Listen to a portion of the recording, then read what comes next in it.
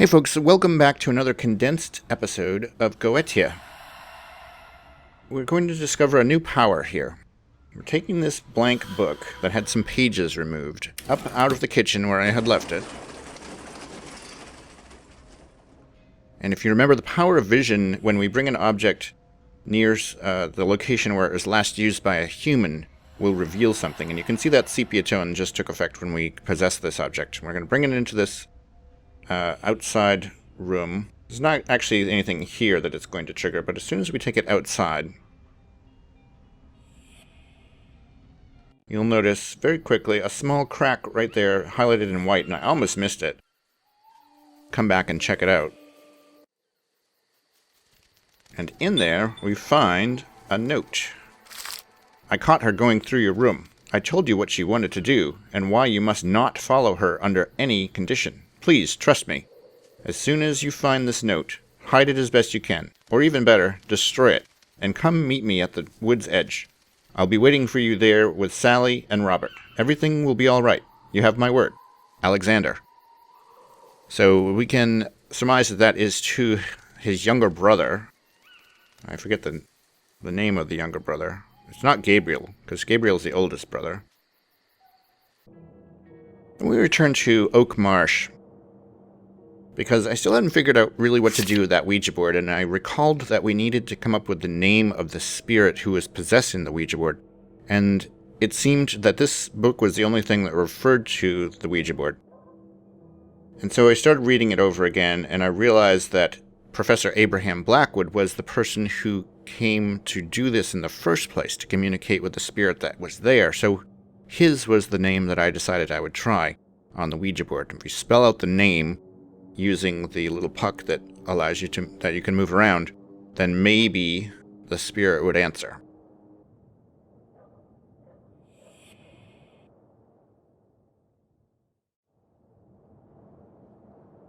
So here we are at the Ouija board, and we just move this puck over and the little symbols will highlight, the letters will highlight. So Abraham,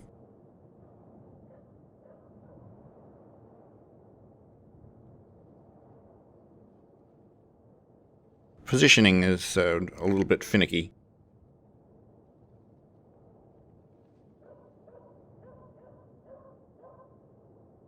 And then it moves up to yes.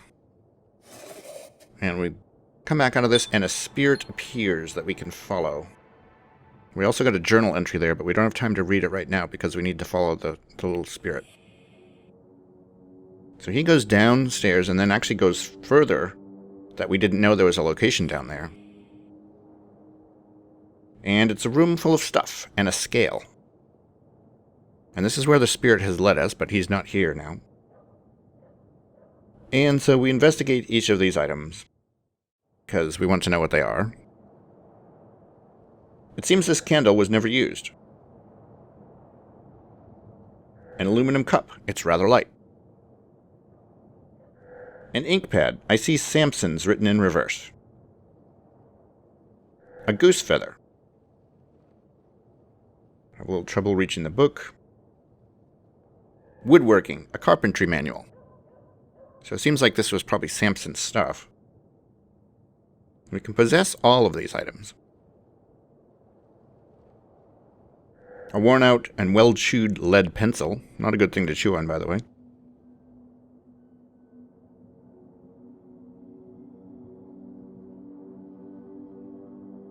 A little wooden box. It seems empty. A sharp scale. It seems to be working. A coil of half-rusted wire. A spring-loaded knife. It looks like it has seen a lot of use. And so I started thinking about all these items that are here and the fact that the scale's there and says that it looks like it's in use. But of course, first I try to take something out, but you can't. There's no way to take anything out of here. So we put this box on the scale. And you'll notice, after a few moments, I'm not sure why it doesn't take effect immediately, but it does move up. There it goes. It just moved up. So now we take the stamp, put that on there. This is a little faster. It moves up. We're getting close to that halfway point, which is the only indicator on it. Take the book over there. Drop the book on the stack. And now it's gone over. So we probably are going for that midpoint. So I'm going to take the box out. That drops it down below the midpoint. So now we need to add something somewhat light to it, I imagine. So we take the pencil and we put that up there.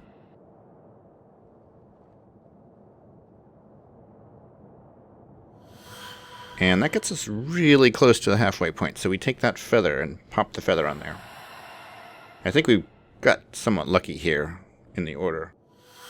But that opens up this, and now there's another power that we can learn. I can hear some sort of whisper inside. I wonder what it is saying. Well, when in Rome. Relay. Abigail can now detect cracks in reality and gain access, in part at least, to demonic dimensions. These dimensions are a perverted version of our world. Though similar patterns exist, the story of the place is different. Sometimes a conflict exists between dimensions, and our world has an echo in the demonic world. This is an opportunity to watch closely and read between the lines. Some elements can provide invaluable hints. So then we go back to the forest, and this is the first place that we've actually found one of these rifts between the worlds. Is that a door? I can see something through it. Can I go through? And we can go through, and it is still the woods, sort of, except it's bones instead of trees. There's a cross here. In which reality does the sign point east? Not in this one, please. So basically what it's saying is that back in our world, that sign is pointing to the east, which is the way we have to traverse through the woods. The archway is still there. I can still make out the arch standing there like a frontier between two worlds.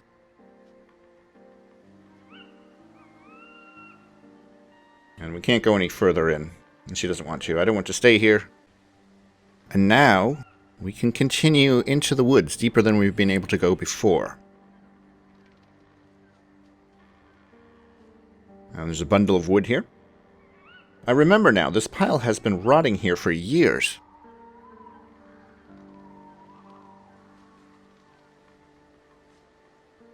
And if you recall that sketch that had the different symbols on it, one was a pile of wood. And that was, I guess, maybe a different path for finding your way through the woods than we've found. Here's the skull that was in there. Good evening, my friend. So it was bundle of wood, then skull. And moving on, we come across the cross. This Calvary must have been a source of comfort to pilgrims a few centuries ago. And the path continues. And finally a tree. This tree was another of my favorites. And there's just one more landmark for us to discover. And that is this big stone. And this is the last landmark. We never ventured further than that. So this is as far as she and Annie ever went into the woods, which is probably why she doesn't even know that there's a church in the woods. And here it is. Oh, if I was only expecting a chapel, what's such a big church doing here? And what is a church doing out here in such an isolated place? It's quite an impressive one, no less. How come I never knew about it? Did someone want to hide it from us? The place is in ruins, but it's still rather imposing. So we can go into the church. And there is something right there on the pew. But I like to explore around before I click on too many things, especially the ones with the glowy bits. So we go up to the top. There's another thing glowing. But we go a little bit further up and there's a bell here. A silent bell. What's this engraving? Anno 1854, but then there's some strange symbols under that. One under the A, and something that seems to connect the two N's, and then a question mark under the O. And this will be something that comes into play later. So go back down and look at the book. These notes may help me in my research. First day. We decided to study Abraham's works, and all of the books and manuscripts I have in Eldritch. This is tedious and laborious work. Going through the research will take us weeks. Then we'll need to understand it all, cross-reference the information we have to separate truth from fantasy. Still, this remains a fascinating quest, and we're determined to see it through successfully. Sixth day. We've gone further than I thought. Working together gives us wings. There are writings and manuscripts all over my study, but we've found answers. I must draw the necessary wards before we can summon them. The eighth day. We attempted a few incantations in vain. Perhaps we mispronounced the texts, or our mixtures are unstable. Perhaps they think we lack the resolution. Jumping forward to the 21st day. The weeks go by with no progress. We're overcome by weariness. Annie seems particularly affected. 32nd day. Progress at last. The incantations seem to vibrate. The air seemed to become heavier, more dense. That's about it for now. Though still, I feel we're getting close to answers. I'm sure of it. 41st day. Annie thought she could convince Malthus to help us, but she was rebuffed. I was not particularly surprised. 52nd day. A memorable day. Our experiment is starting to bear fruit. The ball jumped for a few seconds and became hot to the touch. It still hasn't cooled down. 53rd day. I've been looking at it for hours, unable to take my eyes off it. 32 hours later, the ball is still warm. It's too early to celebrate our victory yet, but deep inside, I know we made it. What amazing progress. On the 61st day, after many unsuccessful attempts, we managed to communicate him. He reacted to the words we used so often in our conversations. Promising him a walk in the woods always made him happy. Poor Duncan, I miss his pervasive presence, but it brings me peace to know that he is living on an eternal dream. Our success makes me euphoric. I hardly dare consider the consequences. So, it's probably Anton's journal. Anton was supposed to be living out here in the woods. Whoever's living here must be very devout or superstitious. Hanging crosses, there's a mattress. Someone's been using this damp mattress as a makeshift bed. Doesn't look very comfortable. Then we go back down into the rest of the church. There's a pew. For a building that's been neglected for so long, it looks to be in decent shape. There's an altar with a candle. Oh, and we hear some sounds. We know what that means. It's our friend Malthus. Ah, young lady, how I missed you. You? I thought I would never see you again. I've got my eye on you. I'm always watching, even though hell does have plenty to keep me busy. The place is rife with scavengers. But let us forget about that riffraff. I'm finding your investigation a positively thrilling diversion, and so I've decided to help you on your quest. I'm listening. Good. Did you notice that you are not alone here? The gap between worlds is surprisingly populated. A man used to live here, if I may say so, in these ruins, until recently. He might be able to answer some of your questions. Perhaps you should look for him. Well, thank you, I suppose. I did have my suspicions, but there is more of Annie in you than you could possibly imagine. Good luck. And with that, Malthus takes off. I suppose that exasperating character could grow on me, perhaps. Check out the altar. There's only one candlestick on the altar, but some marks suggest there used to be a second one. Someone's living here, I'm sure of it. It would be strange for the area around the manor to be abandoned too.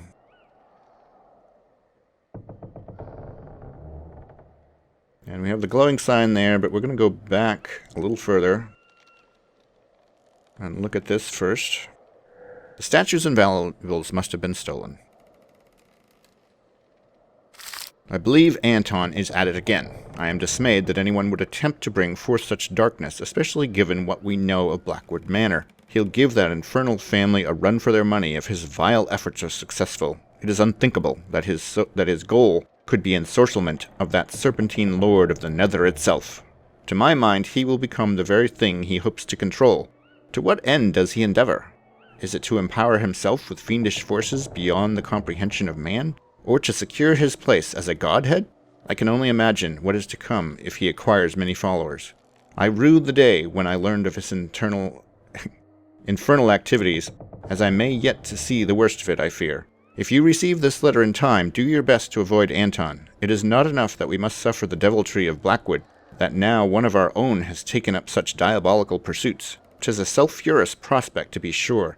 Watch yourself, or you too may become embroiled in the indulgence of this unhallowed possession. And that's from the Diocese of Coventry.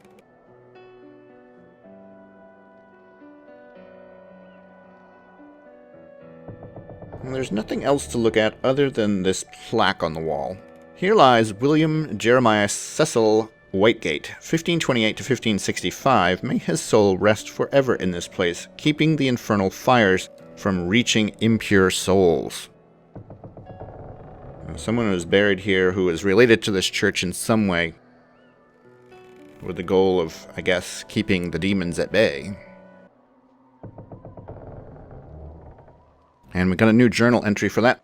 The bishop's tomb. A slab in the church mentions someone called William Whitegate. May his soul rest forever in this place, keeping the infernal fires from reaching impure souls. Apparently he was a key member of this church. Was his name mentioned somewhere else? Intriguing. Something's missing from the altar.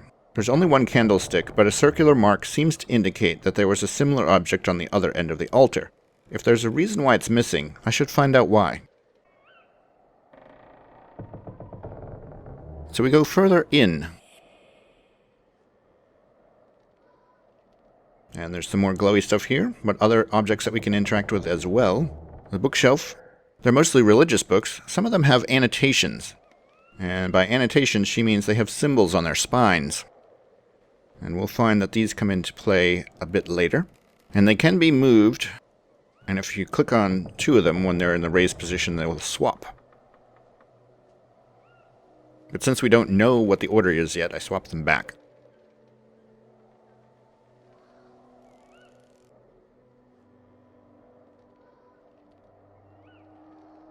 It's always good to have a handy hook. And we can possess that. We don't know what it's for yet, so we don't. We open this cupboard. There's more books. One of these registers has been checked recently. All these books are identical. They are registers? One of them has been opened recently. They are indeed registers of birth and baptism.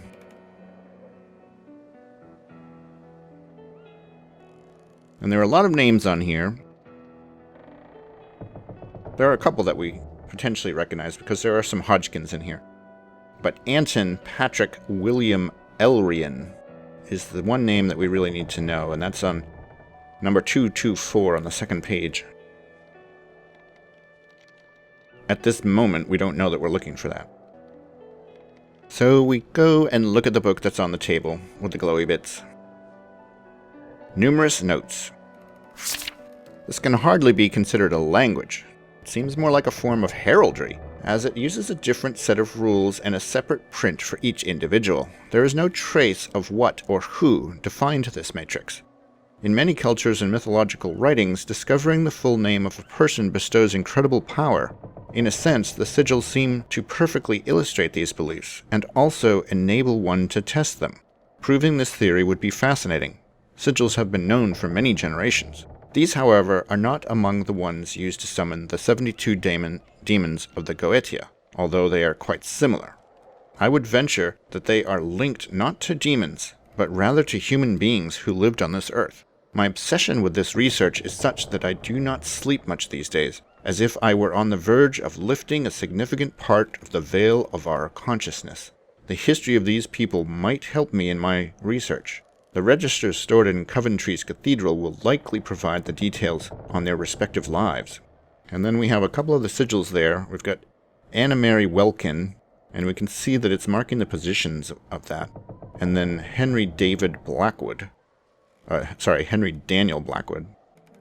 My research is going surprisingly well. One of the names linked to the sigil is Sir Henry David Blackwood. He was buried here in the estate. I thought the family settled here during the 18th century, but this ancestor seems to prove that Blackwood line was here already in 1575 or earlier. Finding his tomb will be no mean feat, however, as his name seems to have been erased from the records, but it could be vital to my research. I've been wearing my eyes out on these sigils and their symbolism for weeks now.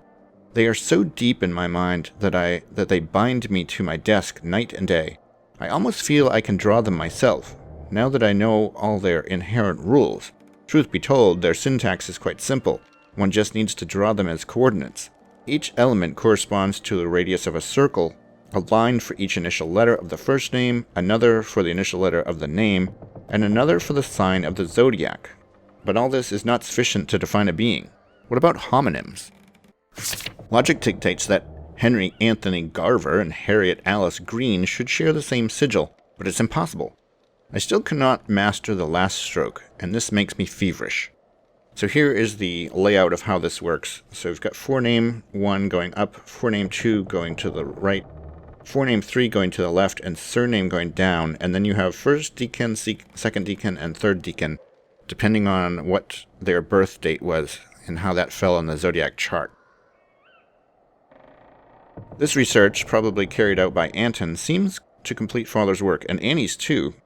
These occult symbols are fascinating, but so much more complex than I could study so many years ago. I have to understand, though, everything leads back to my quest.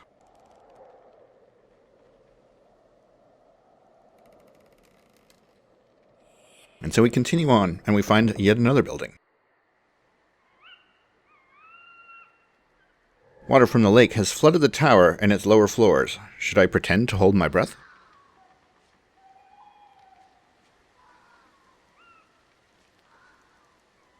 This chandelier has seen better days. First a ruined church, and now a ruined tower? The tower still guards the estate as best it can. Someone's been storing food and tools inside, and everything seems quite recent. Who was it? The rusty ceiling light swings dangerously above the old floor. This desolate place hasn't been taken care of, but someone's still using it. I can go through this hatch, but it's stuck tight. I need to be creative if I want to open it.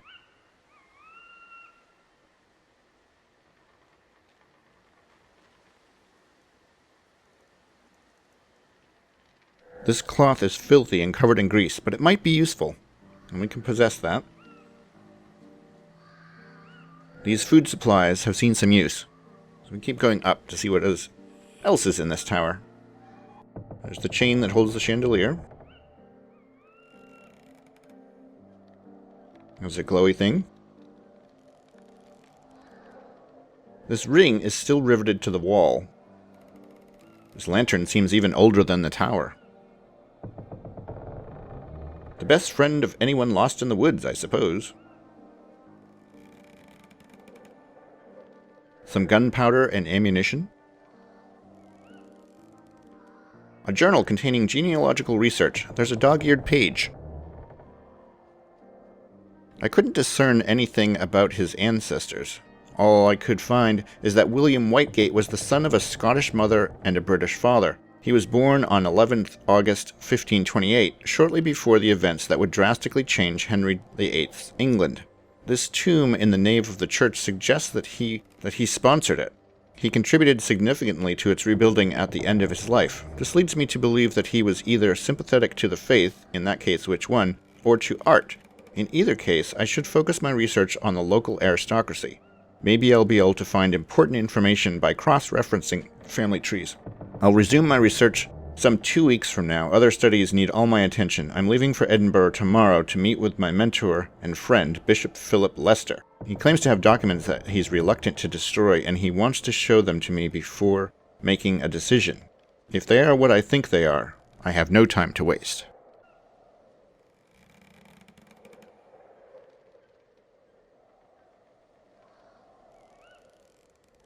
A disc covered with the signs of the zodiac. This is a perfect place for watching the stars. And here's the zodiac sign, and you can see those deacons in there, 1, 2, and 3 for each sign. So we don't really know what to do with that at the moment. We can go down further in the tower, where some of the stuff has collapsed. The ceiling has collapsed. I don't dare imagine what would have happened if Annie and I had been exploring in here. Then we look at this one, and there is a C highlighted with a symbol above it, and a J with a symbol above that. This is all part of deciphering the symbols that are going to be used to make the sigils. So you remember the 2 that were on the bell. This is 2 more. There are some in the books, and with all that knowledge together, then we can possibly come up with the sigils that we need. So go further down. And this is sort of a natural cave looking under here, but with those columns and arches. It's quite old. Someone's carved a symbol here. It must mean something.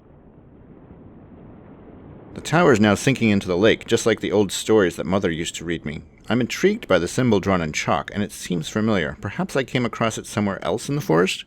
And yes, we did, because it was etched onto the spines of those books. And so we have to take these down, the order of them, so that we can arrange the books in the proper sequence. Now, I would think that they would read from the bottom up, but that turns out not to be the case. So we begin arranging them.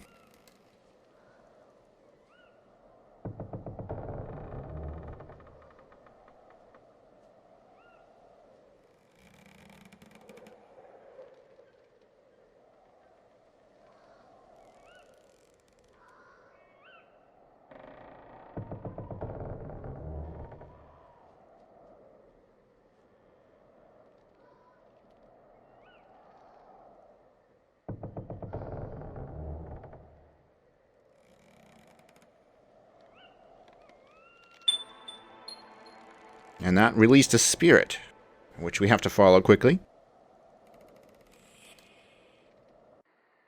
And it dives down into the bottom of the tower. And we follow it.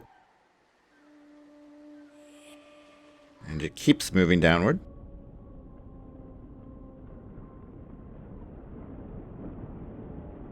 And then goes through the wall of rock to the left. And that's where we're going to leave off.